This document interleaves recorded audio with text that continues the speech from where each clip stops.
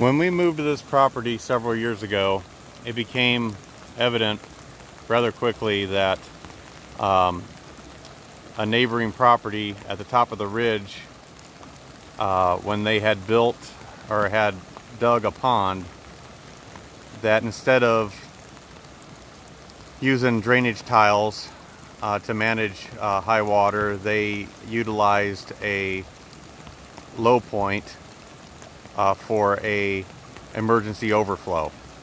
It just so happened that that water drained onto our property, and when the pond overflowed, the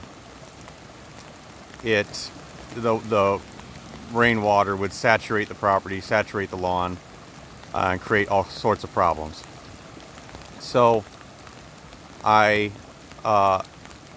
elected to dig a trench to manage this water. I started at the low point of the property where there is a drainage tile that goes underneath the road, and started digging up towards the top of the ridge where the pond was. When we first moved here, I didn't have a whole lot in the way of tools. I used my grandfather's spade, my dad's shovel, a handsaw, and some machetes. There were lots of saplings that had to be cleared before we could even dig, and the whole project took about 2 months. A couple days off work, sometimes working after work, and then of course weekends. Can't really say for sure how long the trench is. I've never measured it, but we're going to take a walk along it so you can see for yourself. At some point, I was chest deep in what I was digging. It was just, as I went up the ridge, it just became necessary to dig deeper to get to where the water was. I brought the county out to make sure I was doing everything correctly, and they just said to make sure I don't get too close to the pond and to make sure that the waterway meandered. So without any further ado, we've been experiencing right now heavy flooding in our area, and so this trench is being put to the ultimate test. So I thought it'd be a great opportunity to share with you how it works and how well it's working. Like I said, without any further ado, let's go see how things are going. And we'll start at the top where the pond is, and we'll work our way to the low point.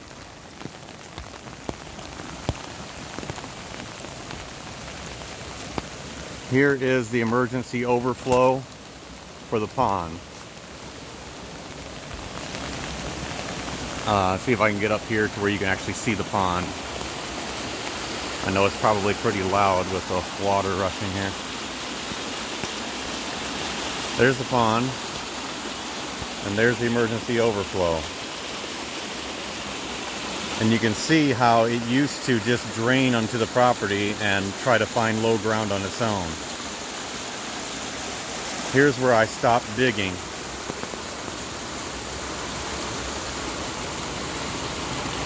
And you can see where the water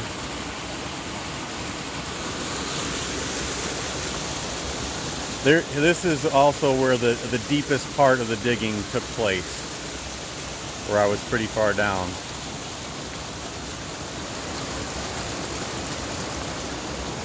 I'll have to walk alongside here because the trees will be in my way, but you kind of get the idea. It meanders down through these saplings, which I eventually would like to get cleared out as well.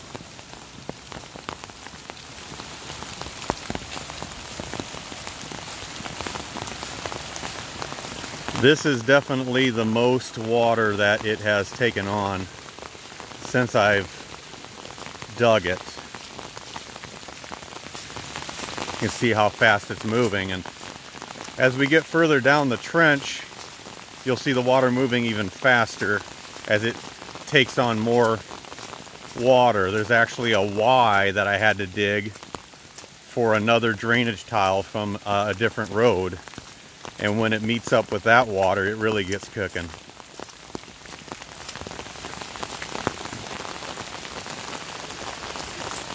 Here's some of the meandering I mentioned.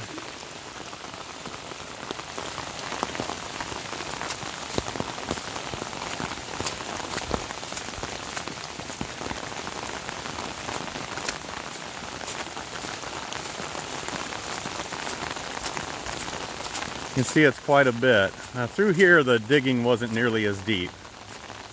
There was lots of fun things I found along the way. Large spiders, about as big as my palm, and lots of crawdads, several snakes, turtles.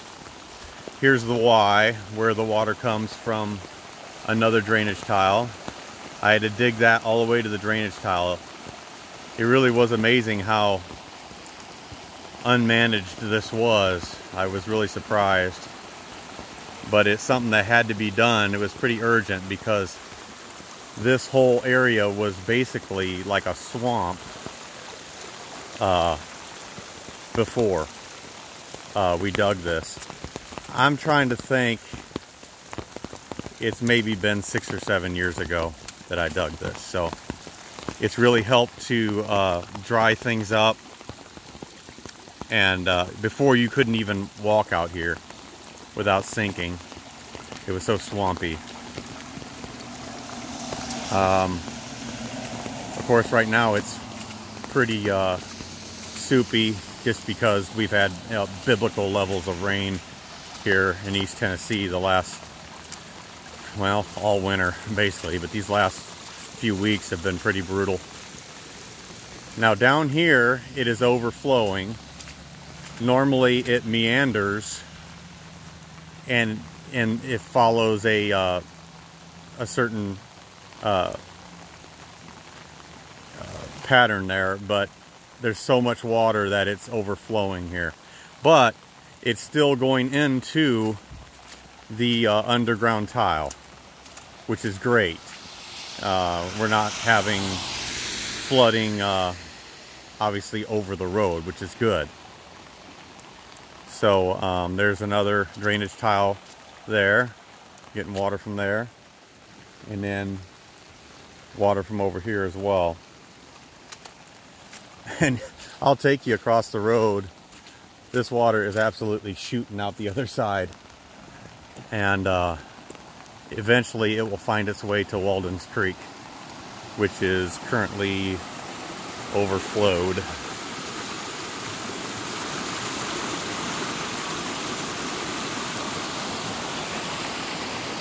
And away it goes. So I